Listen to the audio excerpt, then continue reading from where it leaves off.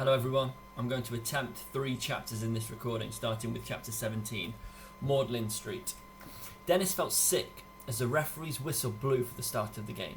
Pupils, parents and teachers were all grouped excitedly around the pitch. Darvesh's mum looked like she was going to explode with excitement. She had elbowed her way to the front of the crowd. "Come on, football!" she kept shouting with joyful anticipation. Mr. Hawtrey was next to Darvesh's mum. He was sitting on a strange contraption that was half walking stick and half seat. The fact that the headmaster was the only person sitting made him look very important, even if what he was sitting on looked bum-numbingly uncomfortable. Dennis pulled up the hood on his anorak so Mr. Hawtrey wouldn't spot him. He didn't even go to the school anymore, and the headmaster still terrified him. Dennis was surprised to see Lisa standing in the crowd with Mac. "What are you doing here?" he asked. "I didn't know you liked football." "Well, it is the final," said Lisa casually. "I just wanted to come and support like everyone else." "I feel a bit embarrassed now, Dennis," said Mac tentatively. "Asking you out on a date and everything." "Oh, don't worry, Mac," said Dennis. "I was flattered in a way." "Well, you did look a very pretty girl," said Mac. Lisa burst out laughing. "Prettier than Lisa?" joked Dennis. "Oi, watch it," said Lisa, smiling. Out of the corner of his eye, Dennis saw Miss Windsor making her way across the pitch to take her place in the crowd. "Have you apologised to Miss Windsor yet, Dennis?" asked Lisa, with a tone that suggested she knew the answer already.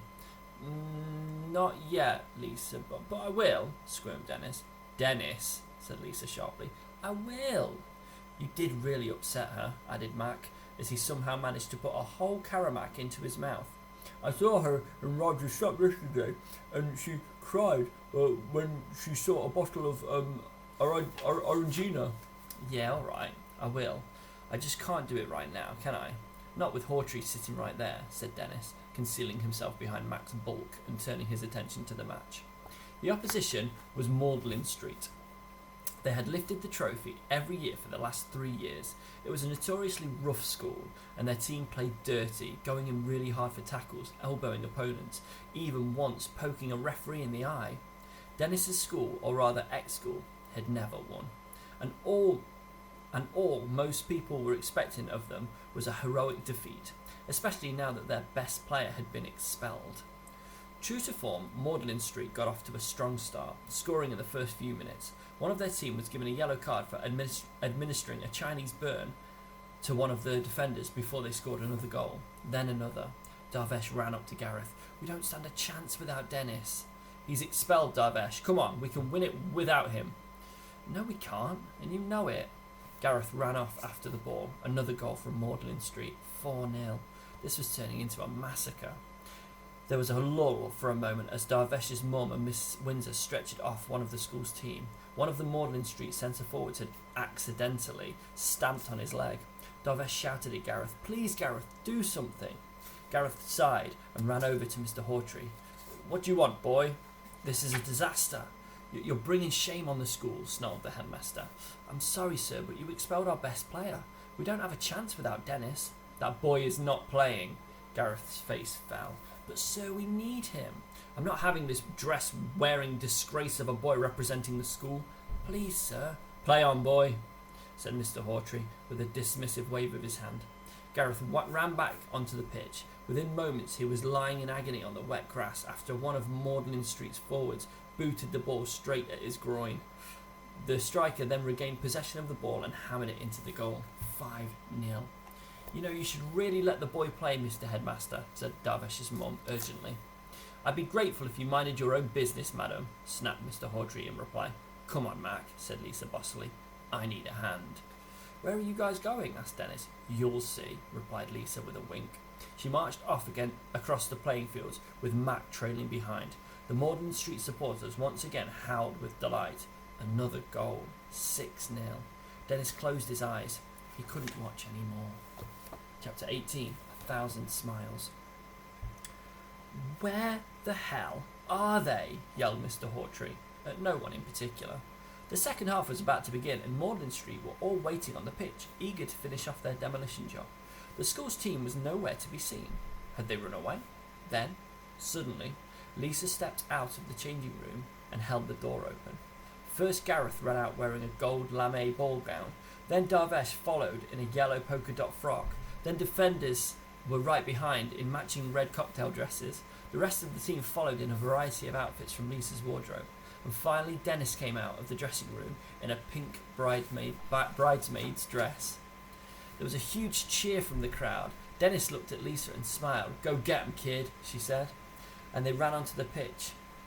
As they ran onto the pitch, Mr. Hawtrey bellowed at Gareth. "What on earth do you think you are doing, boy? You expelled Dennis for wearing a dress, but you can't expel us all, sir," he shouted back, triumphantly. All the boys in the team lined up defiantly behind their captain, striking poses as they were dancers in a Madonna video. The crowd went wild. "This is a disgrace," bellowed Mr. Hawtrey. He stormed off, angrily brandishing his walking stick seat thing. Gareth smiled at Dennis. "Come on, boys, let's do it," said Gareth. The bemused referee blew his whistle before it fell out of his mouth. Within seconds, Dennis had scored a goal. The Magdalen Street team were in shock. They were still 6-1 down, but Dennis and his teammates were back in the game. "Woo!" shouted Darvesh as he hitched up his skirt and weaved around a defender. Laughing, Dennis scored again. He was on his way to a hat-trick, and he was 100 times happier than he had ever been. He was doing the two things he loved most at once, playing football and wearing a dress. Then Darvesh scored, sliding across the pitch and adding a large grass stain to his frock as he sneaked the ball past the Magdalen Street goalie. 6-3. My boy in the yellow polka dot. Dress has scored," shouted Darvesh's mum. They were on fire. Dennis set up a fantastic cross for Gareth, who just had to tap it into the net. 6-4. Gareth, being Gareth, celebrated like this goal would be replayed forever on Match of the Day, doing 3 victory laps of the pitch and hitching up his gold lame ball gown as he ran. The crowd laughed and cheered. Then another goal followed, and another. 6-6. Now there were only a few more minutes of the game to play. One more to go, and they'd have done it. "Come on, Dennis," shouted Lisa. "You can do it." Dennis looked over at her and smiled. It would be really cool if I scored now, he thought, especially in front of Lisa, my future wife. But at that moment, Dennis fell to the ground in pain. The crowd gasped. One of the Magdalen Street strikers had nobbled him, kicked him right in the shins when he didn't even have the ball. Dennis lay there in the mud, holding his leg in agony. The referee had seen nothing. "He's putting it on, ref," protested the Magdalen Street boy. The crowd booed. Dennis was trying really hard not to cry. He opened his eyes and his vision swam. Lying there, grass pressing into his cheek, he peered up at the crowd. Through the tears, he glimpsed a red checkered jacket that looked very familiar. And then the red checkered jacket turned into a man. And then the man shouted in a deep voice that was even more familiar. "Oi, what's going on here?" "Dad." Dennis couldn't believe it. Dad had never come to see him play for the school before, and now here Dennis was, lying on the ground with tears in his eyes, wearing a dress. He was going to be in so much trouble. But Dad looked at Dennis and smiled. "Oi, ref," he shouted. "That kid kicked my son." Dennis rose to his feet, his legs still glowing with pain, but a warm feeling spreading through him. He steadied himself, then smiled over at Dad. "You okay?" asked Darvesh. "Yeah," said Dennis. "Come on, son," shouted Dennis's dad, really getting into it now. "You can do it." "I called him at half-time," said Darvesh. "After what you said about your dad never seeing you play in a match, I thought you wouldn't want him to miss this." "Thanks, mate," said Dennis. Whenever he thought Darvesh couldn't surprise him anymore, couldn't be a better friend, he went ahead and did it. Gareth tackled the ball off one of the Magdalen Street boys. Darvesh ran up the outside, and Gareth passed to him.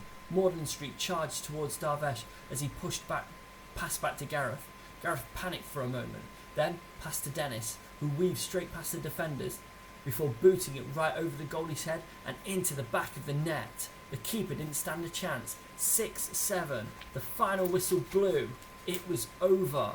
"Yeah!" shouted the crowd. "Go on, my son!" shouted Dennis's dad. Dennis looked over and smiled. For a moment, he thought he saw John's face in the crowd, but he couldn't be sure, as everything seemed to blur in all the excitement. Gareth was the first to go up and hug Dennis. Darvesh was next. Within moments, they were all hugging excitedly, celebrating their victory. The school had never even got to the semi-finals before, and now they'd won the cup. Dad couldn't contain his excitement and ran onto the pitch. He scooped Dennis up into his arms and sat him on his shoulders. "This is my son! This is my son!" shouted Dad, helpless with pride. The crowd erupted with cheers again. Dennis smiled 1,000 smiles. He looked down at Gareth, Darvesh and the rest of the team, all wearing their dresses. There's just one problem, Dennis thought. I don't feel that different anymore. But he kept that thought to himself. Chapter 19. Dragged in the mud. The Magdalen Street team and their supporters stomped off, muttering things like fix, rematch, bunch of woofters. Gareth passed the gleaming silver cup to Darvesh to hold. The crowd cheered. My son, the footballer! And yellow is so your colour, exclaimed Darvesh's mum.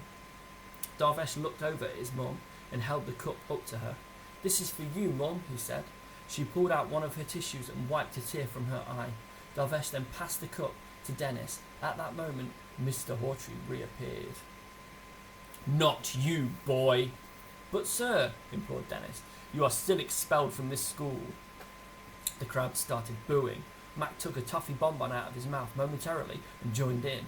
Even Miss Windsor allowed herself a little French revolutionary boo. Silence!